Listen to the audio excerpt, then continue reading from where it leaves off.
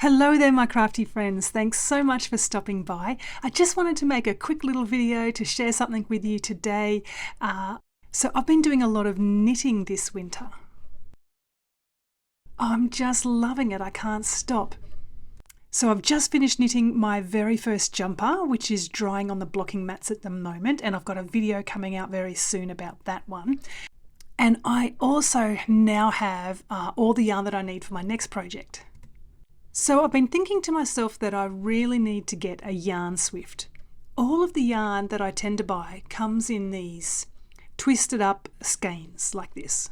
They're often from these smaller independent dyers and spinners or smaller companies, and this is how their yarn all tends to come.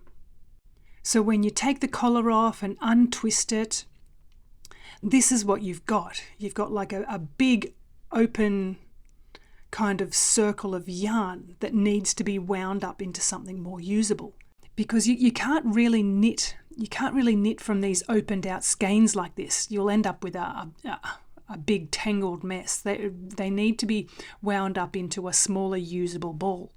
So some people will put this between their feet, to wind it up into a little ball. But what I've been tending to do for quite some time is just to drape it over the back of a chair, and then I slowly wind it around my fingers to wind it up into a ball. And these skeins come in all different sizes. Most of them are like these bigger ones here, but you can also get these cute little minis. And all of these, before you can actually knit from them, need to be wound into smaller, manageable balls.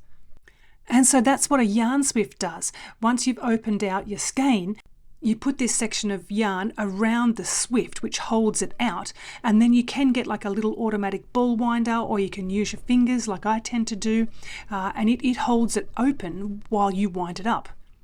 And so I don't have one. It would be really handy because it's so tedious putting it around the back of the chair. The ones that I like, that I've seen online to buy, they're quite expensive. And so then after this, I saw a couple of pictures pop up on Pinterest where people had made DIY homemade yarn swifts. I saw one where somebody had made a yarn swift from some coat hangers, and they had turned them upside down and connected them with some cable ties into a coffee cup. And that just made me laugh. It was so funny. Like, it looked so unusual, but I can imagine that it would actually work. And then it struck me, what about Lego? Lego is a great building material. The girls have got heaps of Lego under their beds. So I showed my girls the rough idea of what it was that I needed, and they got really excited and thought that we could make one. So over the weekend, we didn't have a whole lot to do, so we made a yarn swift. So I thought I'd show you what we did.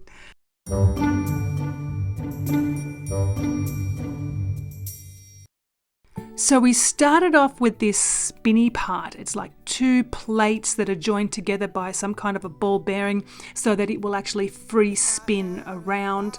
We added a bit of a base at the bottom. We added like a plate at the bottom so that it wouldn't tip over, and added another plate on top so that we could start to build out the forearms of the swift. You are my only one. So I opened up a yarn skein and laid it out to give us a little bit of a rough guide of how big the arms needed to be. No, they're definitely too small. They're going to need to be longer. So then we just kept going. We kept building them out a little bit longer until they got to roughly the length that I thought that we would need.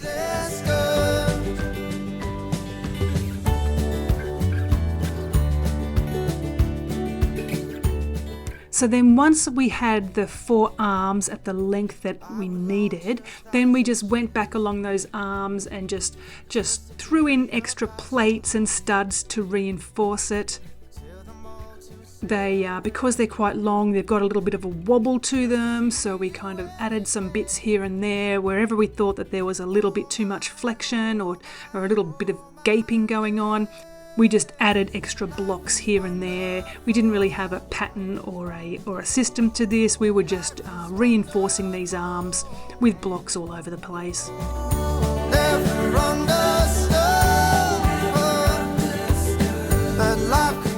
So then at the end of each of these arms, I needed to have some kind of a little bracket that the yarn could sit in so that it wasn't going to fall out.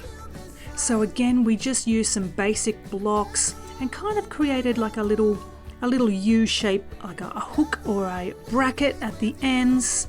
The yarn can just sit in the middle there of this little claw. And it came together and it worked. It was wobbling a little bit, so we increased the plate, the base plate at the bottom, just made that a little bit bigger so that it felt a little bit more stable overall. And it worked. I can't believe it. It just works so well. And my youngest daughter decided that we could not possibly leave it just like this. It really needed to have some cute animals added on. So Mr. Cow went into the middle with a little troll on his ear, and on one of these little, at the end of one of the arms, we've got a little puppy dog face. Life is wonderful. Life is wonderful. Life is wonderful. So now it's time to test it out. Using this same open skein of yarn, I stretched it right out and put the yarn through the little claw arms at the end. With everyone. Voices like a mountainside. Sing, you are my only one. I do think that maybe I might make some adjustments and make these arms just a smidge longer again. I think I've got with this yarn, it's quite large, and I've got a bit of a sag going in here with the yarn even when it's stretched out, so I think they could be a little bit longer, but it just worked so well. I'm just amazed. It is exactly what I need. And the great thing about it is that this Swift will work with whatever size skeins I've got. Because a lot of people collect these little mini skeins, and so it'll work really well with them. I can just take off these little claw blocks on each of the arms. I can move them in and just secure them down at a shorter distance from the middle so that I can use whatever size skeins I want. See you every day. Oh my, oh. And it's working really well. I've had it for a few weeks now, and I've wound up a few skeins of yarn with it, and I love it. I really love it. I think I might in the future invest in a little ball winder. I would get a proper one, but at the moment I'm okay just winding the yarn around my fingers. I don't mind that. If I lived 1,000 lives. The other thing I'm going to do is at the bottom part of each of the claw where the yarn actually sits on top of. At the moment I just have the studs. I think I will get smooth Lego plates to place over those studs. I do find occasionally that yarn will just snag a little bit on it and just slow down the natural spin, like it's getting a really good spin sometimes, and sometimes then a little bit of yarn will just catch on one of those little studs. But if I put some smooth Lego plates down over those, then that would eliminate that issue. Life is wonderful. Oh, life is wonderful. Never understood. So that's it for today. Just a quick little video to share my Lego yarn Swift with you. If anybody makes one or gives another kind of DI Swift project a go, tag me on Instagram. I would love to see what you make. Let me know what you think. Chat with me in the comments. Thanks so much for stopping by. See you next time. Life